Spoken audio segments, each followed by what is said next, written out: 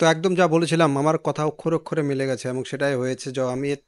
তোমরা যদি আমার আগের ভিডিওটি লক্ষ্য করো তাহলে তোমরা দেখবে আমি বলেছিলাম যে 241 is not a good enough to beat India, এবং সেটা হয়েছে। ভারতের বিপক্ষে 241 রান করে জেতা যে কোনো পিচে এটাই অসম্ভব ব্যাপার, এবং সেটা হয়ে গেছে। এবং এর সম্পূর্ণ দায়ী আমি বলবো যে পাকিস্তানের ব্যাটারদের, তাদের মধ্যে কোনো ছিল না, তাদের মধ্যে কোনো ব্যাট নেই। আমার তো মনে হয় পাকিস্তানের সেরকম কোনো ব্যাটার নেই যেটা আজকালকার ক্রিকেটের যুগে যেরকম চলার মতো, পায়ে পা দিয়ে চলার মতো যেগুলো ওয়ার্ল্ড ক্লাস প্লেয়ার, তাদের সঙ্গে পায়ে পা চলার মতো কোনো প্লেয়ারই নেই পাকিস্তানে, ওয়ার্ল্ড ক্লাস কোনো প্লেয়ারই নেই। এবং তারা কিভাবে এখানে জিততে পারে এটা অসম্ভব ব্যাপার। এবং আমার আজকে এই হারের মাধ্যমে পাকিস্তান মোটামুটি ধরে নেওয়া যায় যে অলমোস্ট তারা আইসিসি চ্যাম্পিয়ন্স ট্রফি থেকে বাইরে চলে গেছে। তাদের পক্ষে আর কোনো সম্ভব না সেমিফাইনালে ওঠা। তো আজকে যা খেলা দেখে খুব ভালো লাগলো, এবং অনেক দিন বাদে না, যার কথা না বললেই নয় আজকের ম্যাচে, সেটা হবে বিরাট কোহলি। অনেক দিন থেকেই পাবলিক সবাই আশা করছিল যে সেও একটা বড় রান করবে এবং বড় টিমের বিরুদ্ধে বড় রান করবে করবে করবে করতে করতে অবশেষে সেই দিন চলে আসলো। এবং আমার এইটার সাথে সাথে আমার আজকের একটা কথা মনে পড়ে গেলো। কিছুদিন আগে আমি একটা ভিডিও দেখেছিলাম, কিছুদিন আগে বলতে কয়েক মাস আগে একটা ভিডিও দেখছিলাম যে আমার শোয়েব আক্তার সেখানে বলছে, এক সাংবাদিক থেকে জিজ্ঞেস করছে কোহলির ব্যাপারে কিছু টিপস দেন, সে রান করতে পারছে না, এরকম একটা কি যাও ডিসকাস হচ্ছিল। তো সেখানে শোয়েব আক্তার তাকে বলছে যে কোহলিকে একবার শুধু বলো যে পাকিস্তানের সঙ্গে ম্যাচ আছে তাহলে জেগে যাবে। এবং সেই কথাটাই আজকে আমার কথা মনে পড়ে গেল। এবং ঠিক এইরকমই হলো যখন কোহলি আবারও প্রমাণ করে দেখালো যে সে কত বড় ম্যাচ উইনার, এবং সে বড় টিমের বিরুদ্ধে কিভাবে খেলে এবং কিভাবে ম্যাচ বের করে নেয়। This is not the first one. Kohli Kohli এরকম অগণিত ম্যাচ, তার পুরো কেরিয়ার যদি আমরা দেখি, তার অগণিত এরকম ম্যাচ পাওয়া যাবে যে নিজে সিঙ্গেল হ্যান্ডেডলি ম্যাচ বের করে নিয়ে গেছে, টিমকে জিতিয়ে দিয়েছে। অনেক আছে, অনেক আছে, সেই জন্য সে আজকের ওয়ার্ল্ড গ্রেট, তাকে ওয়ার্ল্ড গ্রেটদের মধ্যে তাকে ধরা হয়। অন্যদিকে আমি পাকিস্তানের ব্যাটিংদের কথা যদি বলি তাহলে মোটেও তাদের ব্যাটিং মানে ছিল না। তাদের কারো ব্যাটিংয়ের মধ্যে কোনো রকমের টেন্ডেন্সি ছিল না ওয়ানডে খেলা। আর ওদের টেন্ডেন্সি থাকবে কি, তাদের মধ্যে কোনো কোয়ালিটি নেই।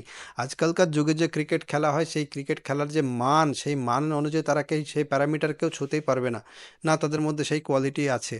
আমার মনে হয় না কেউ নেই, সবাই বাবর আজম বাবর আজম করলেও তার মধ্যে সেই কোয়ালিটি নেই।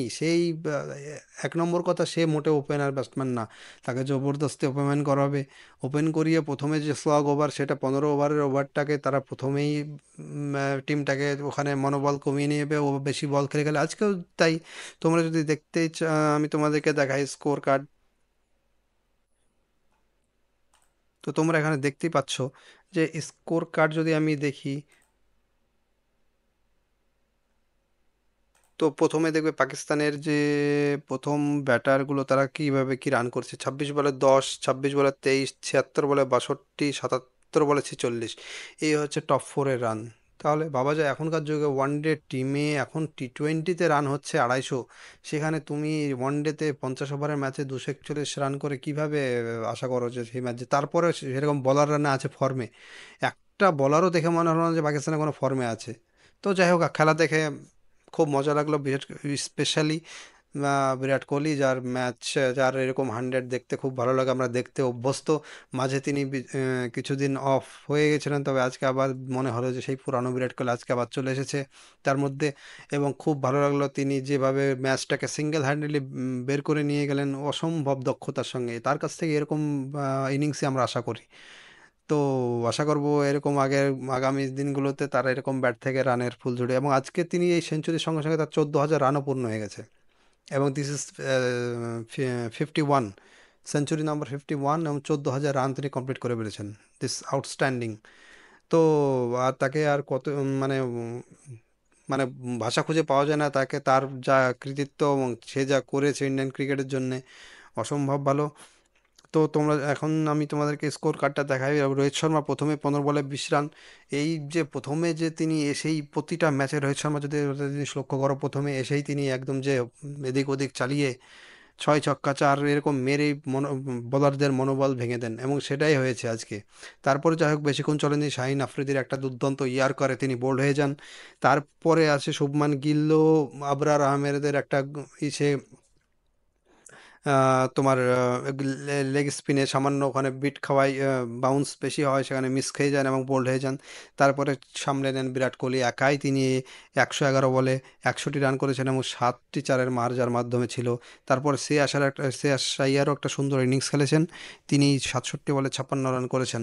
এবং এই দেখে বোঝা যায় যে ভারতের টপ যে 5 ব্যাটসম্যান আছে, সেখানে হার্দিক পান্ডিয়া আছে। হার্দিক পান্ডিয়া আজকে বেশি কিছু করতে পারেনি, সেই একটা তবে আজকে কিছু কাউকে দোষ দেওয়া যাবে না, ভালো খেলেছে। টপ 5 6 পর্যন্ত যদি আমরা দেখি না, সবাই ফর্মে আছে, কেউ এমন নেই যে সে অফ ফর্মে আছে। কোহলি একটু নিয়ে সমস্যা ছিল, যাই হোক উনি সে এটা পূরণ করে দিয়েছেন। তবে এই আজকের ম্যাচের যেটা চ্যাম্পিয়ন্স ট্রফির যে ম্যাচ আজকে হলো, তাতে এটা কনফার্ম যে পাকিস্তান চ্যাম্পিয়ন্স থেকে আউট হয়ে গেল। এখন ইন্ডিয়ার সঙ্গে নেক্সট ম্যাচ কার সঙ্গে সেটা তোমাদেরকে জানাচ্ছি আমি। উম,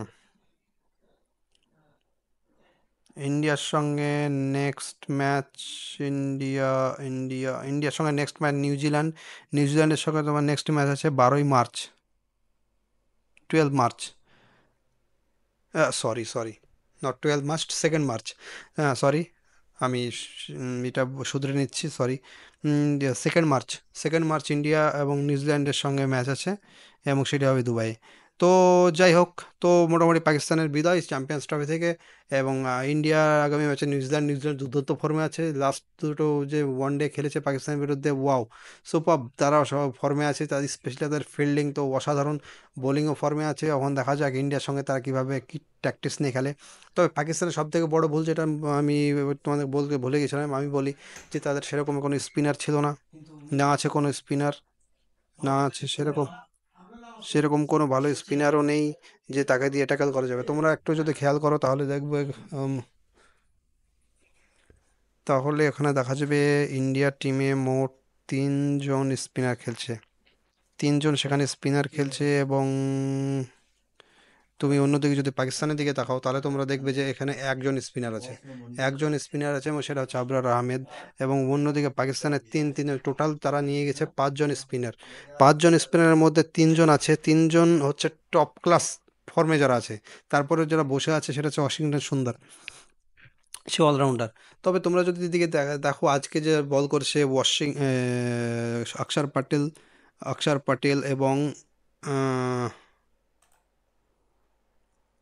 অক্ষর প্যাটেল, কুলদীপ যাদব আর রবীন্দ্র জাদেজা, 3 জনই দুর্দান্ত বল করেছে, প্লাস হার্দিক পান্ডিয়া। তো এদিকে অপশানের দিক দিয়ে দেখতে গেলে ভারত অন্যান্য টিমের দিক থেকে সব দিক দিয়ে এগিয়ে আছে। তোমার ব্যাটিং 8 পর্যন্ত, বোলিং যদি নাও প্রায় 6 7টা বোলার, মানে যারা মোটামুটি 10 ওভার করে দিতে পারবে যে কোনো মুহূর্তে যে কোনো সময়, ঠিক আছে। তো অপশানের অভাব নাই ইন্ডিয়ান টিমে সব দিক থেকে। তো এইরকম খেলা যদি চলতে থাকে তাহলে ইন্ডিয়া নিঃসন্দেহে কোনো সমস্যা নেই, ইন্ডিয়া আইসিসি চ্যাম্পিয়ন্স ট্রফি জিততে পারে। এবং এই টিম কম্বিনেশন যদি থাকে, তাহলে আমার একটু সমস্যা আছে হর্ষিত রানাকে নিয়ে, হর্ষিত রানাকে নিয়ে আমার একটু সমস্যা আছে। এবং হর্ষিত রানার জায়গায় আরশদীপ সিংকে খেলানো অবশ্যই জরুরি, কিন্তু গৌতম গম্ভীরের যে জেদ, সেটা এখন জিতে যাচ্ছে বলে হয়তো লোকে কেউ কিছু বলছে না, কিন্তু যখন টিম একটু হারতে লাগবে তখন দেখবে সব দোষ কিন্তু এই হর্ষিত রানার উপরে পড়বে। কারণ তিনি অবশ্যই ঠিক আছে, ভালো বলার ওকে, বাট আরশদীপ ইজ মানে নেক্সট লেভেল। বুমরার জায়গায় তুমি আরশদীপকে না খেলিয়ে হর্ষিত রানাকে খেলেছো, this is not a good sign. তো যাই হোক, বাকি এখন টিম জিতছে তো ওইসব নিয়ে আলোচনা করব না। তো টিম যেহেতু জিততে আরম্ভ করেছে, তখন আশা করবো নেক্সট ম্যাচটা জিতে মোটামুটি সেমিফাইনাল কনফার্ম করে নেক ইন্ডিয়া। আর নতুন করে বলার কিছুই নেই, নেক্সট ভিডিওতে আমি তোমাদেরকে আবার নেক্সট ম্যাচের জন্য আরও আলোচনায় রাখবো। তবে এই মুহূর্তে তোমাদেরকে যদি আমি বলি, এই মুহূর্তে দেখা যাক কে কী বলছে, তোমাদেরকে যদি একটু আমি জানাই। উম,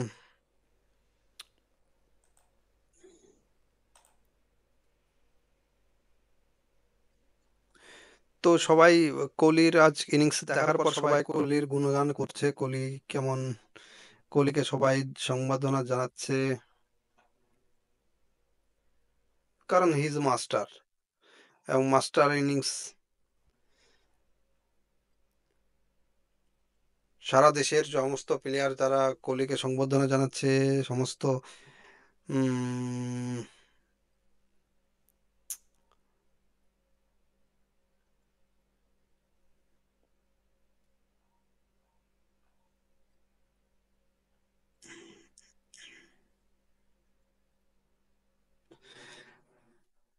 ম্যাক্সিমাম যারা প্লেয়ার তারা সবাই বলছে যে এটা আপসেটের কিছুই না, এটা সবাই জানাই ছিল। তো আমিও সেটাই তো, আমিও সেইরকম তাদের সঙ্গে আমিও একমত। যেরকম আনএক্সপেক্টেড কিছু হয়নি যে হয় মানুষ ভেবেছে যে না এরকম হতে পারে না, সেটা হয়েছে এমন না। সবাই ভেবেছে যে হ্যাঁ, Pakistan is not a good enough for India, সব in terms of every side. তো সেটা মানে কোনো আনএক্সপেক্টেড কিছু ঘটেনি আজকে, এটা হওয়ারই কথা ছিল। কারণ প্রথম থেকে অনেকেই যারা বিশেষজ্ঞ, ক্রিকেট বিশেষজ্ঞ, রিটায়ার্ড যারা প্লেয়ার ছিল তারা সবাই বলছিল যে এরকম অসম্ভব, মানে এতে পাকিস্তান যদি জিতে যায় সেটা হবে সবচেয়ে আশ্চর্যের, ইন্ডিয়া জিতবে এটা কোনো আশ্চর্যের না। কারণ ইন্ডিয়া যে ফর্মে আছে, তাদের যে প্লেয়ার আছে, তারা any time any how any place তারা যে কোনোভাবে হারিয়ে দিতে পারে। তো যাক, সেটাই হয়েছে। তো এই মুহূর্তে তোমাদের যদি আমি আরো দেখাই আজকে, তো দেখবে বরিয়া মজুমদার, মরিয়া মজুমদার তোমরা জানো, একজন কলকাতার বিখ্যাত ক্রীড়া সাংবাদিক। সেও উম, কোহলিকে নিয়ে অনেক করছে। তো এই, তো আগামী ম্যাচ, নেক্সট ম্যাচ নিউজিল্যান্ডের সঙ্গে, এবং নিউজিল্যান্ডের সঙ্গে ইন্ডিয়ার নেক্সট ম্যাচ 2 তারিখে। সেটা দেখার অপেক্ষা রাখবো, সেখানে একটা ভালো কম্পিটিশন হবে আশা করছি। কারণ নিউজিল্যান্ডেরও ভালো স্পিনার আছে, স্যান্টানার খুব ভালো ফর্মে আছে, তারপরে ইন্ডিয়ার যে স্পিনারগুলো আছে তারা খুব ভালো করছে। তো নেক্সট টাইম যদি এখন দেখা যাবে শ্রীলঙ্কার ফাস্ট বোলিং এবং স্পিনার, এই দুটোর সঙ্গে ইন্ডিয়ার ব্যাটারদের, যে ইন্ডিয়ার ব্যাটিং যথেষ্ট ফর্ম আছে এবং নিউজিল্যান্ডের ব্যাটিংও যথেষ্ট ফর্ম আছে। তো এখন দেখা যাক তাদের মধ্যে কতটা কি হবে। তো এই যা গেল আজকের তোমার ম্যাচ বিশ্লেষণের পরে, নেক্সট ম্যাচে আমরা আলোচনা করব ইন্ডিয়ার নেক্সট ম্যাচ নিউজিল্যান্ডের সঙ্গে, এবং নিউজিল্যান্ডের সঙ্গে ভারতের কিরকম ম্যাচ হবে, তারা কিরকম কম্বিনেশন কি, এসব নিয়ে আমরা তোমাদের সঙ্গে আলোচনা করব। তো নেক্সট ম্যাচ পর্যন্ত তোমরা আমার ভিডিওটিকে লাইক এবং শেয়ার করো। ধন্যবাদ।